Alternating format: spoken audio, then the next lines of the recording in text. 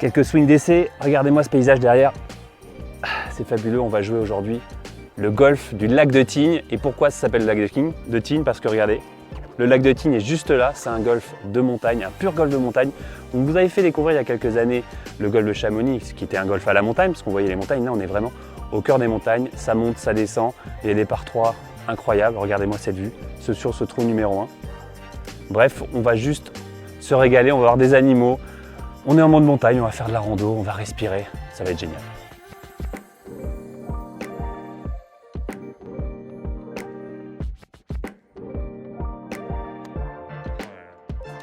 Alors premier trou, on l'a vu, c'était un par 3. Alors il y avait 130 mètres en descente et on l'a vu, hein, la gestion des distances sur ces golfs de montagne, c'est primordial.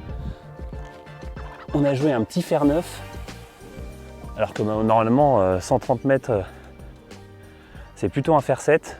Donc quand même 2 clubs d'écart. On nous l'a dit, hein, 10% de différence quand même avec le vol de balle, l'altitude. Donc c'est évidemment à prendre en compte quand on va jouer ce type de parcours.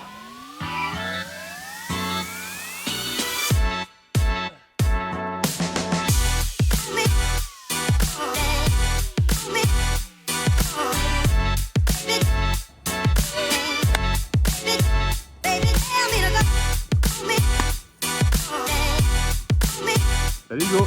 Départ du trou numéro 6 et vous voyez, c'est un constat qu'on fait depuis le début du parcours.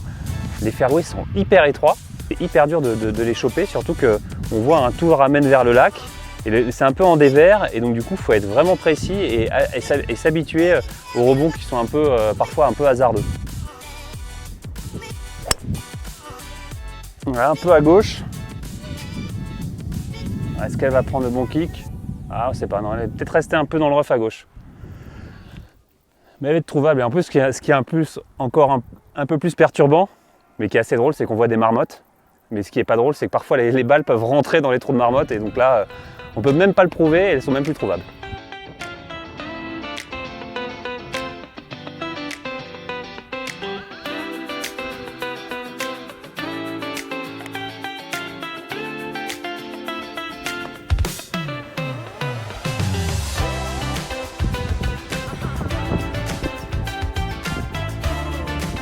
Alors on est au trou numéro 7 de ce parcours de Tignes.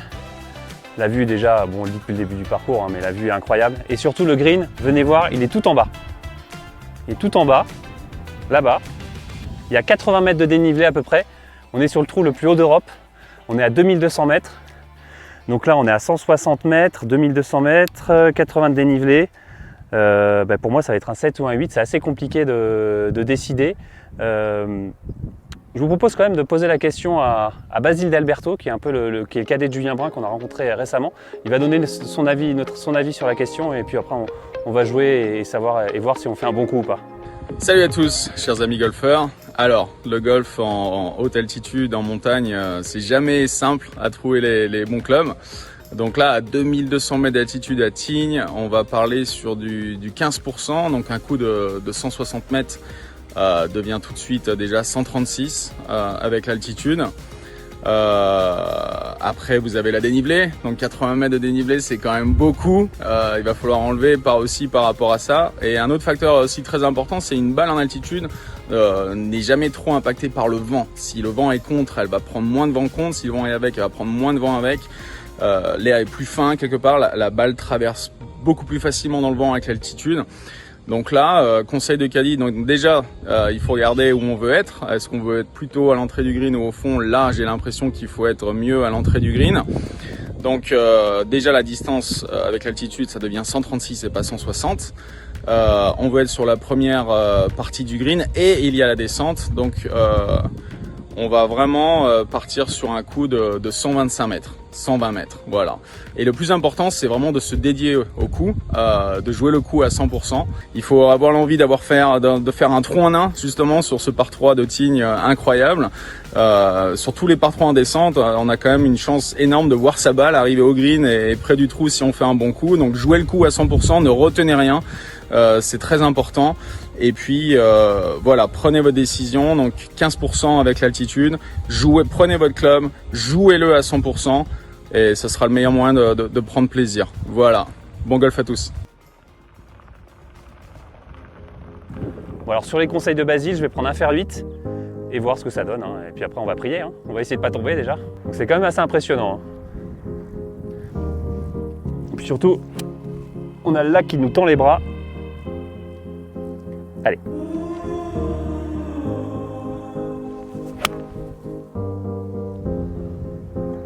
Ça va être long. Oui, j'ai pris un fer 8 et je suis long. Donc ça serait peut-être même un fer 9.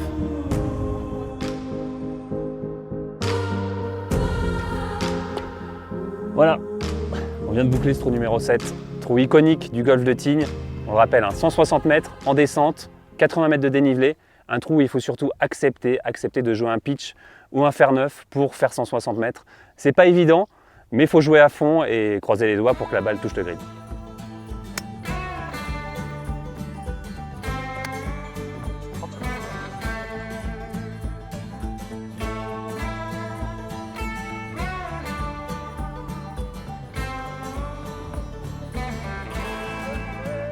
On est au départ du 13, le green est à 290 mètres, bon en temps normal on n'y va pas du tout, mais là on se dit la montagne, l'altitude, qu'on a peut-être une petite chance. Alors évidemment on a sorti le driver et on va tenter d'y aller.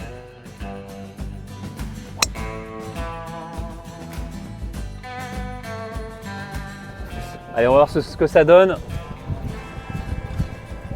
Est-ce que cette balle est sur le green? Non, elle n'est pas sur le green, mais elle est tout proche du green, avant green, super coup. Ça dans la vie réelle, on va dire, je pourrais jamais le faire.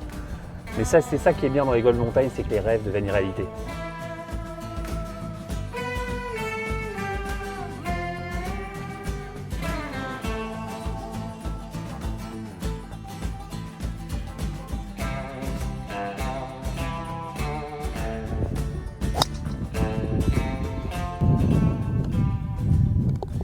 Voilà, c'est ainsi que s'achève notre balade sur le golfe de Tignes. Un golf et une expérience incroyable parce que voilà, les panoramas sont dingues.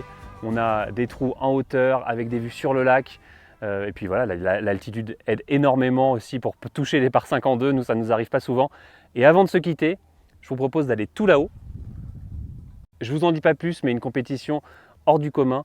Le trou le plus haut d'Europe se déroule ici et c'est chaque année. Je vous en dis pas plus, vous allez voir, ça a coupé le souffle.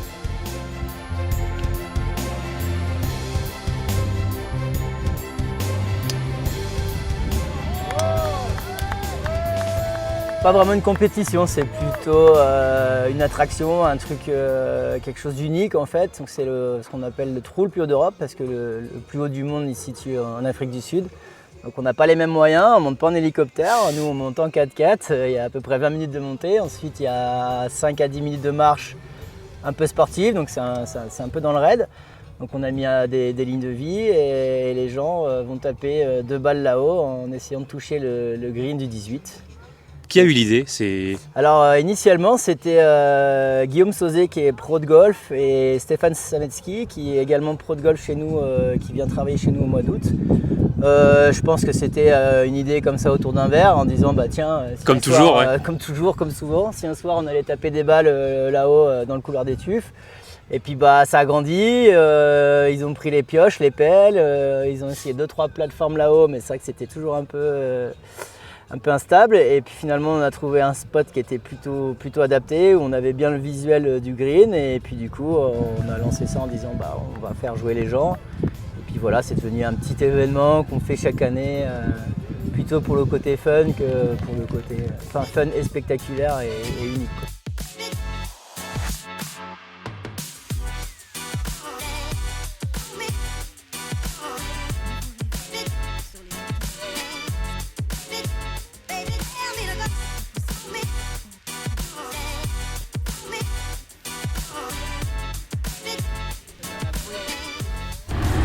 Ah, c'est parti pour le highlight de la journée. Ah, on est venu que pour ça. On est venu que pour ça, l'acropat. La dégaine parfaite.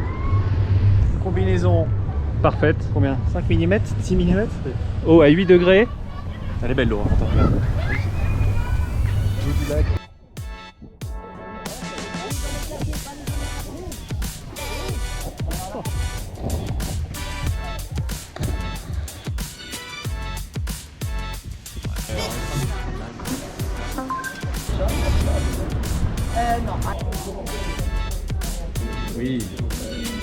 la pleine lune.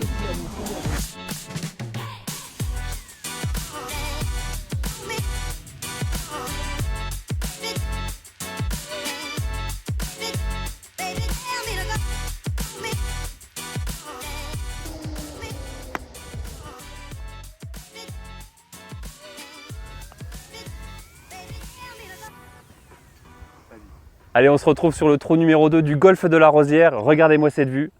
Incroyable, la vue sur les montagnes. On est sur le 9 trous, tout simplement le plus haut d'Europe.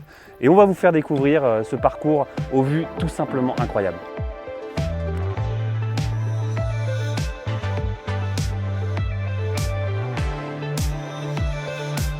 L'histoire est particulière, c'est un privé qui a décidé un jour de Qui s'ennuie un peu, c'est ça? qui s'ennuyait l'été, qui était très occupé l'hiver, mais qui s'ennuyait l'été, qui s'appelle Philippe Frénois, qui a dit tiens, je vais faire du golf à la Rosière l'été, il n'y en a pas beaucoup en montagne, ça va marcher. Et il est monté ici à 2000 mètres d'altitude avec une tondeuse. Il a commencé à tondre un trou, puis 2, puis 3, jusqu'à 9 trous. Ça, c'était il y a 35 ans, en 1988. Parce que c'était un champ de... Voilà, c'était un champ de myrtilles. Depuis, il y a du gazon. À l'époque, c'était des myrtilles, des moutons et des vaches.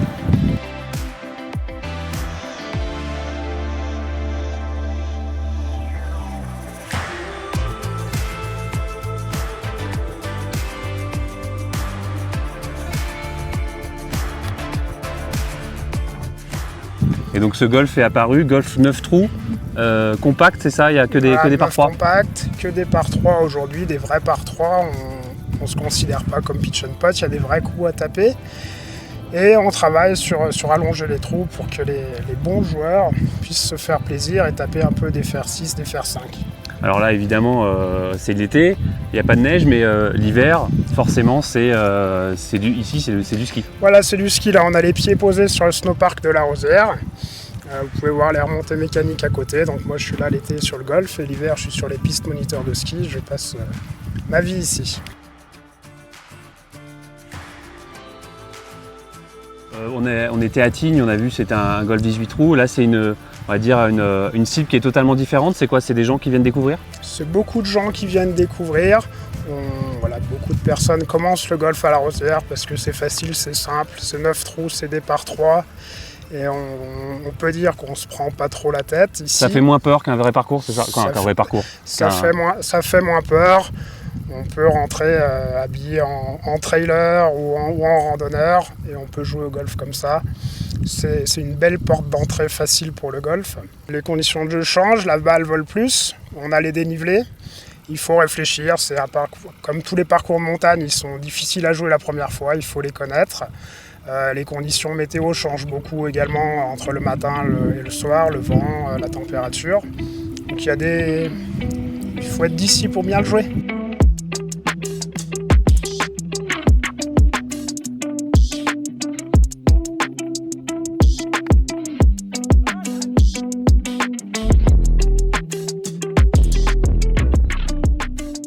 Alors Mathieu, trou numéro 6, un des trous, tu nous le disais, le trou le plus compliqué du parcours.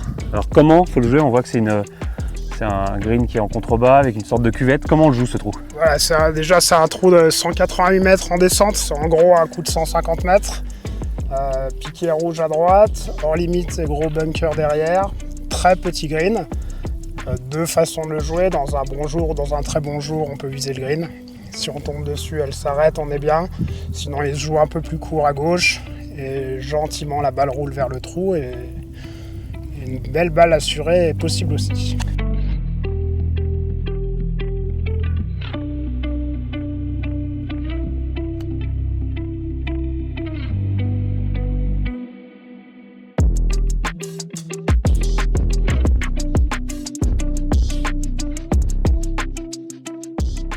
Et voilà, c'est ainsi que s'achève notre escapade dans les golfs de montagne. Merci beaucoup Mathieu, on était au golf de la Rosière aujourd'hui. On a pris beaucoup de plaisir à vous faire découvrir le golf de Tignes et ce golf de la Rosière, le 9 trous le plus haut d'Europe. Puis moi je vous dis à bientôt pour un nouvel épisode. Salut!